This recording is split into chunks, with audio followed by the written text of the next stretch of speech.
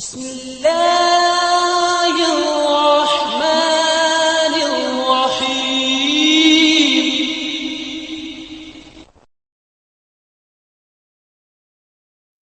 السلام عليكم ورحمة الله وبركاته. بسم الله الرحمن الرحيم.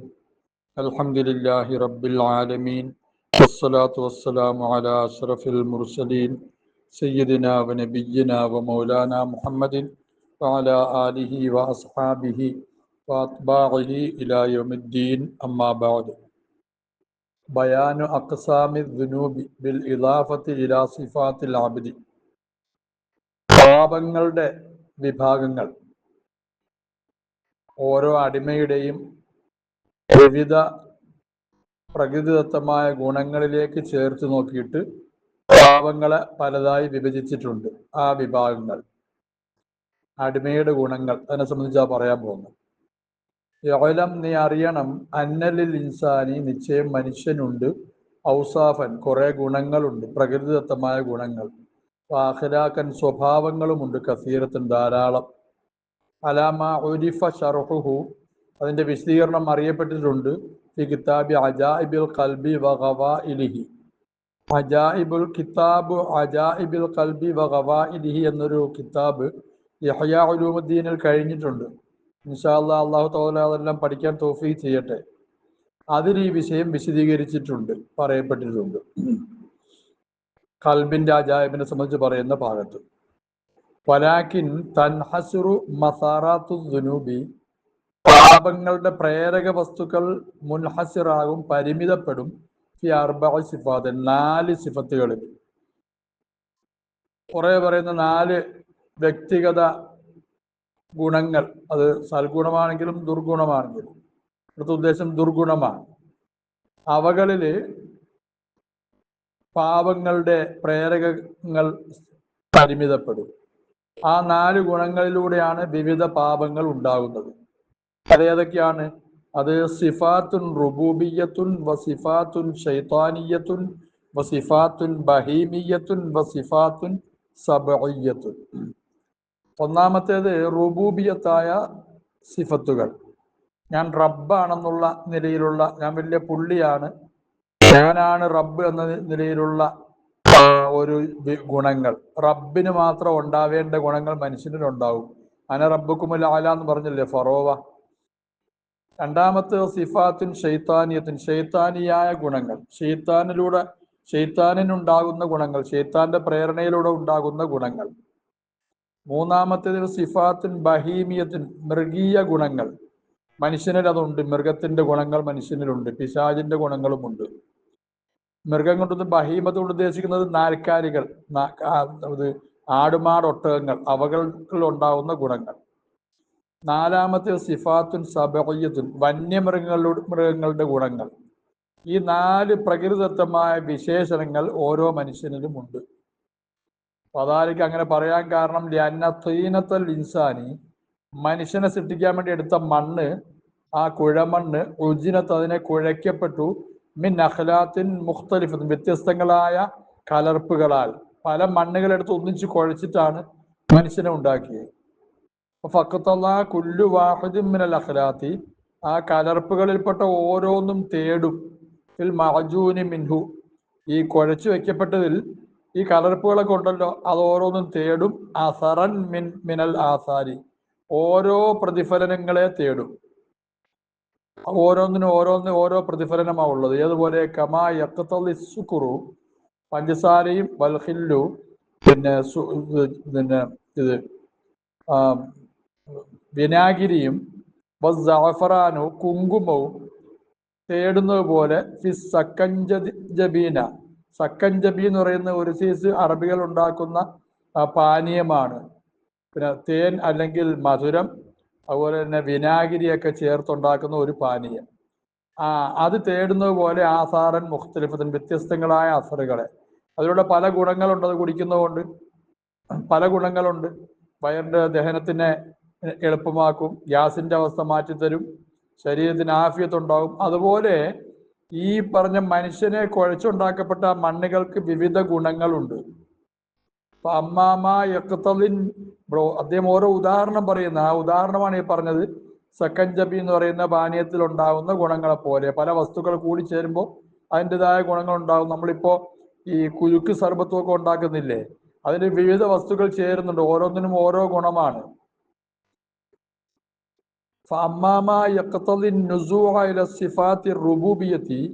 റുബൂബിയായ വിശേഷണങ്ങളോട് സാദൃശ്യമാകുന്ന ഗുണങ്ങളെ തേടുന്നത്. ഒരു ചില കാര്യങ്ങൾ യഖ്തദി അത് തേടും റുബൂബിയത്തി, റുബൂബിയായ സിഫത്തുകളോടുള്ള സാദൃശ്യതയെ തേടും. നസഅ ഇല എന്ന് പറഞ്ഞ സാദൃശ്യമായെന്നർത്ഥം. നുസൂഉൻ ഇല എന്ന് പറഞ്ഞ സാദൃശ്യമാകൽ. റുബൂബിയായ സിഫത്തുകൾ നേരത്തെ പറഞ്ഞ ഞാൻ റബ്ബാണ്, ഞാൻ വലിയ പുള്ളിയാണെന്നുള്ള അത്തരം സിഫത്തുകളോട് സാദൃശ്യമായ ഗുണങ്ങളെ തേടുന്നത്. അപ്പൊ മിസ്ലുൽ കിബിരി, കിബിറു പോലെ ആ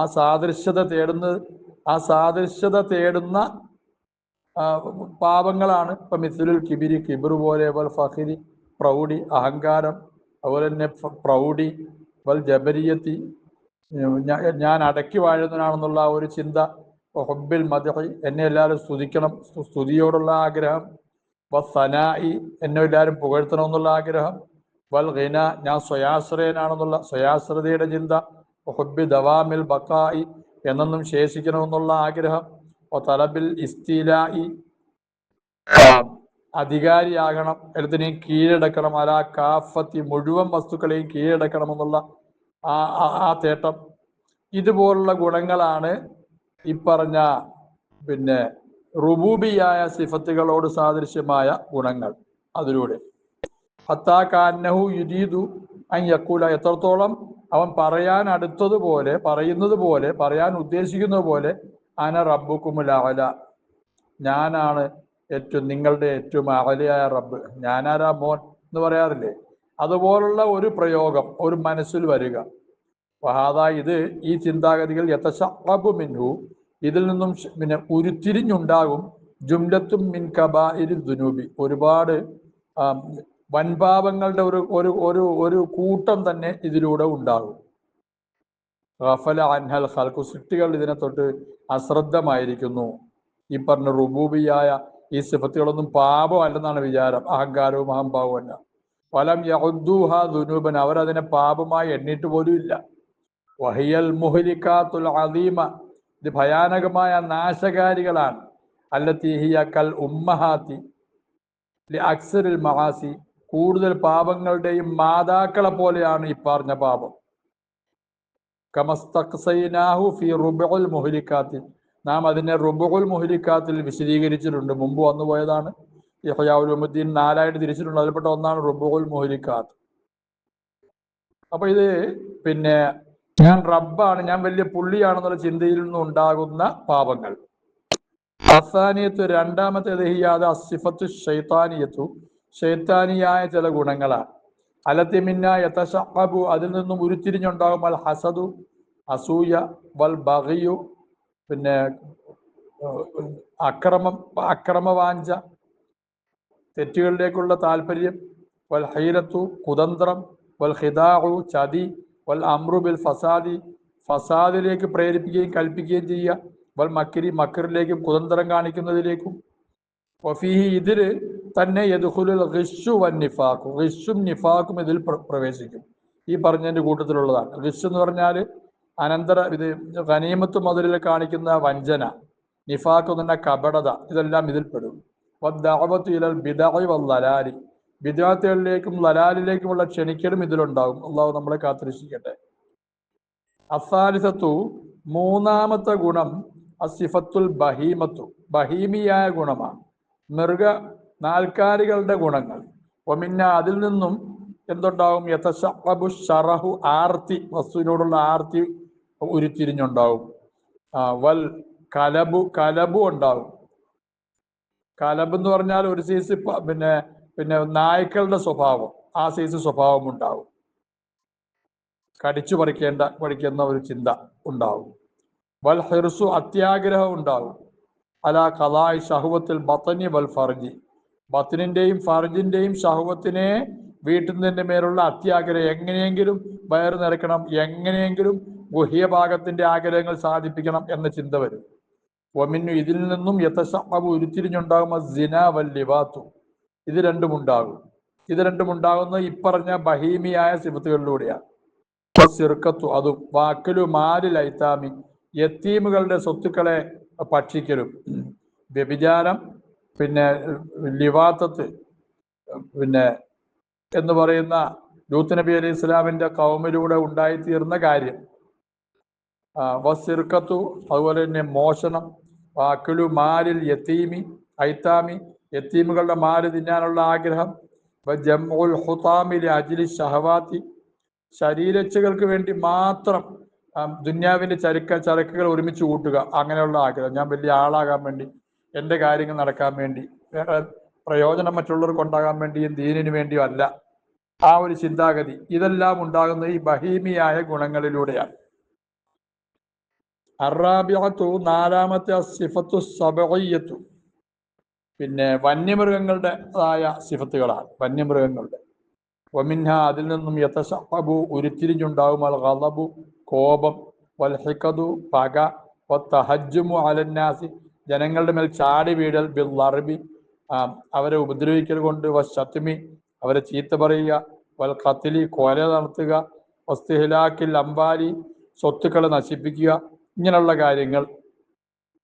തഫറഉ അൻഹ, ഇവകളെ തൊട്ട്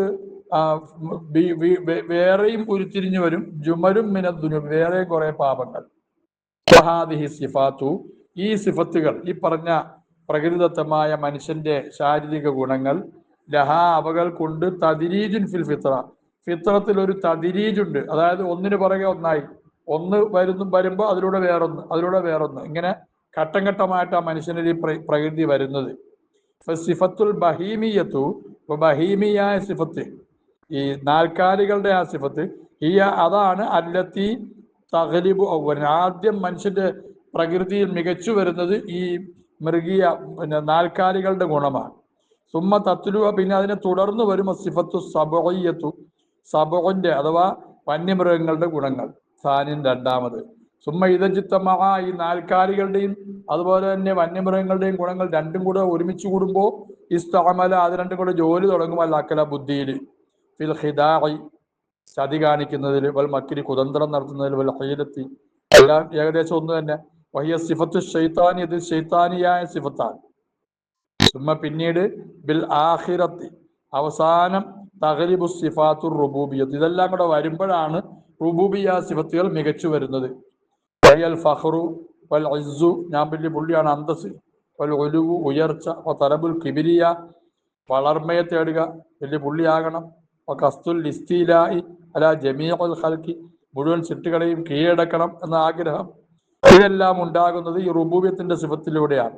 അപ്പൊ ആദ്യം ഉണ്ടാകുന്ന ബഹീമിയത്ത് അവിടെ നിന്ന് പുരോഗമിച്ചാണ് ഇങ്ങോട്ടേക്ക് എത്തുന്നത്. ഫഹാദിഹി, ഇവകളെല്ലാം ഉമ്മഹാത്തു ദുനൂബി, പാപങ്ങളുടെ ഉമ്മമാരാണ്, മാതാക്കളാണ്. വമനാബിഉ, അവകളുടെ ഉറവിടങ്ങളാണ് പാപങ്ങളുടെ. സുമ്മ തൻഫജിറു ദുനൂബു, പാപങ്ങൾ പൊട്ടിവരും, മിൻഹാദിഹിൽ മനാബിഉ, ഈ ഉറവിടങ്ങളിൽ നിന്നും പൊട്ടി ഒലിക്കും, അലൽ ജവാരിഹി, അവയവങ്ങളുടെ മേൽ.